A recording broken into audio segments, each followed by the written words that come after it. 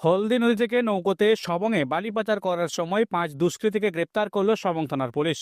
হলদি নদী থেকে বালি তুলে নৌকার মাধ্যমে সবংয়ের বিভিন্ন এলাকায় পাচার করার অভিযোগ উঠছিল দীর্ঘদিন ধরেই। শনিবার রাতে গোপন সূত্রে খবর পেয়ে সবং থানার পুলিশ বিশেষ অভিযান চালায়। অভিযানে 5টি নৌকো, 2টি মেশিন ট্রলি এবং পাচার কাজে জড়িত 5 দুষ্কৃতীকে গ্রেপ্তার করে পুলিশ। সবং থানার ভারপ্রাপ্ত পুলিশ আধিকারিক চঞ্চল সিংহ জানান, অবৈধ বালি পাচার বন্ধ করতে আমরা সবংয়ের বিভিন্ন এলাকায় নাকা চেকিং শুরু করি। তারপরেও বালি পাচার চলছিল। আমরা তদন্ত করে জানতে পারি একটি বালি পাচার চক্র হলদি নদী থেকে নৌকোয় বালি তুলে কেলেঘাই নদী দিয়ে এসে সবংয়ের বিভিন্ন এলাকায় বালি পাচার করছে। গত শনিবার রাত্রে আপনারা গোপন সূত্রে খবর পেয়ে অভিযান চালায় এবং অভিযানে 5টি নৌকো, 2টি মেশিন ট্রলি এবং 5 দুষ্কৃতীকে গ্রেপ্তার করা হয়। রবিবার অভিযুক্তদের জেলা আদালতে পেশ করা হয়েছে। তদন্তে জানা গিয়েছে এই বালি পাচার চক্রে আরও অনেকে জড়িত থাকতে পারে। সেই কারণেই ধৃত 5 জনকে জিজ্ঞাসাবাদের জন্য আমরা আরও 7 দিনের পুলিশ হেফাজতের আবেদন জানিয়েছি।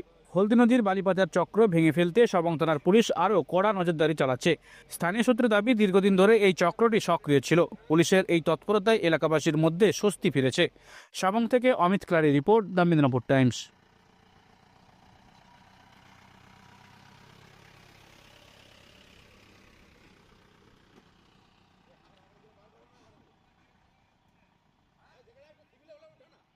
হলদি নদী থেকে নৌকোতে সবংয়ে বালি পাচার করার সময় 5 দুষ্কৃতীকে গ্রেপ্তার করল সবং থানার পুলিশ।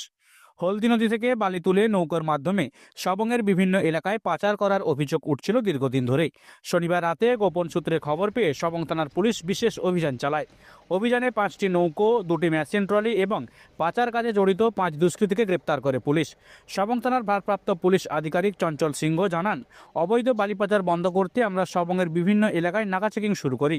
তারপরেও বালি পাচার চলছিল। আমরা তদন্ত করে জানতে পারি একটি বালি পাচার চক্র হলদি নদী থেকে নৌকোয় বালি তুলে কেলেঘাই নদী দিয়ে এসে সবংয়ের বিভিন্ন এলাকায় বালি পাচার করছে। গত শনিবার রাত্রে আপনারা গোপন সূত্রে খবর পেয়ে অভিযান চালায় এবং অভিযানে 5টি নৌকো, 2টি মেশিন ট্রলি এবং 5 দুষ্কৃতীকে গ্রেপ্তার করা হয়। রবিবার অভিযুক্তদের জেলা আদালতে পেশ করা হয়েছে।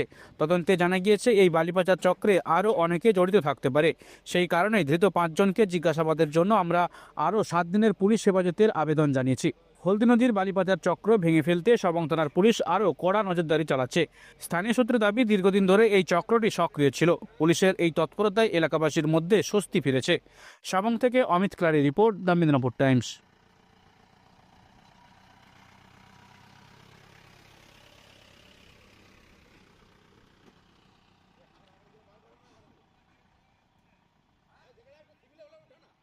হলদি নদী থেকে নৌকোতে সবংয়ে বালি পাচার করার সময় 5 দুষ্কৃতীকে গ্রেপ্তার করল সবং থানার পুলিশ।